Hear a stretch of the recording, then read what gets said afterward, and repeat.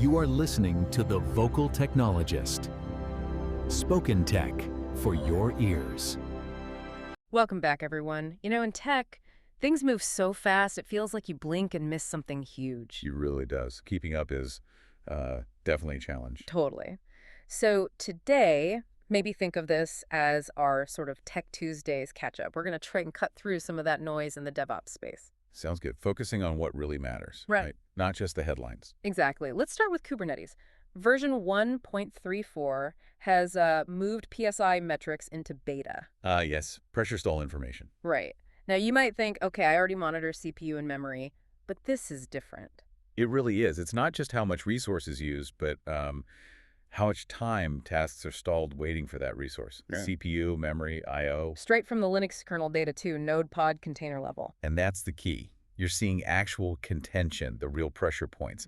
It helps you find bottlenecks before they cause an outage, way beyond just looking at like 80% CPU usage. It's proactive, not just reactive, a big shift. Yep. Okay, so that helps with system stability. What about data flow? Apache Kafka 4.1.0 also had some pretty significant updates recently. Oh, yeah. They've got a preview of queues for Kafka now. And a new Streams Rebalance Protocol in early access, plus better error handling for transactions, it looks like. Right, and expanded OAuth support. It's all about making Kafka more robust, easier to manage day to day. Easier is always good. Always. Things like explicit naming for internal topics, support of multiple connector versions. These are practical wins for teams managing complex setups.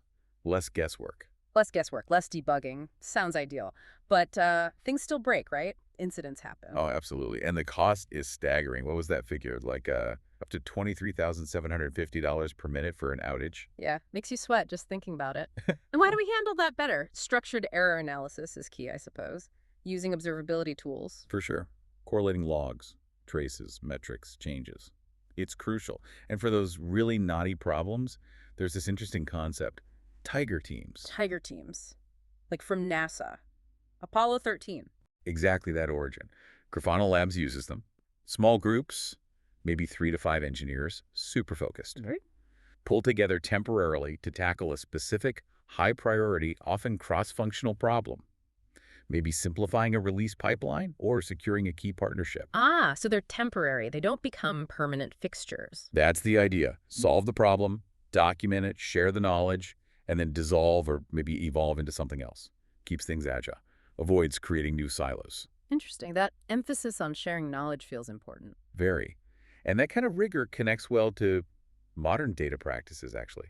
Think about DBT, the data build tool. Right, bringing software engineering practices to analytics. Exactly. It lets teams transform data in their warehouse using SQL, but version control, testing, CI/CD, all the good stuff developers rely on. So treating analytics code like application code. Pretty much. And then you think about deploying the applications themselves. Tools like Dapra and Argo CD are huge for enabling GitOps workflows on Kubernetes. GitOps, keeping everything defined in Git, right? For consistency. Precisely. Automated, consistent deployments. It cuts down on manual errors, reduces operational load, prevents that dreaded configuration drift. Okay, so we've got better insights with PSI, more robust data streams with Kafka, smarter incident response, rigorous data transformation with DBT, and consistent deployment with GitOps. What about containers and security? Yeah, that's another big piece. You saw the news about Broadcom's Bitnami images.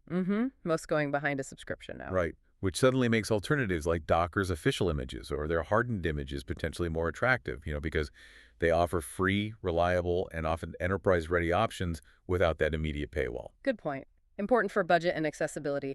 But what about securing access in the cloud environment itself? Real-time stuff. Okay, so Azure DevOps now supports Continuous Access Evaluation, or CAE. CAE, right. So this lets you enforce conditional access policies almost in real time.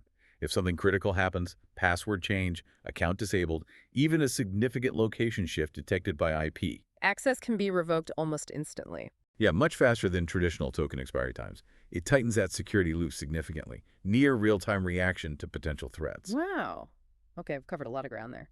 From low-level kernel metrics in Cube all the way up to real-time access control. It's a fast-moving landscape. No kidding. It really shows how interconnected everything is. Performance, data, process, deployment, security. You need to keep an eye on all of it. You really do. So Maybe the thought to leave folks with is this. Considering all these different advancements we just touched on, what's one thing, just one immediate step, or maybe an exploration you could start in your own environment? Good question. Could you leverage PSI for better visibility? Could a Tiger team tackle that persistent issue? Could CAE enhance your security posture? Just thinking about that one next step. Keep learning, keep experimenting. Spoken Tech for your ears.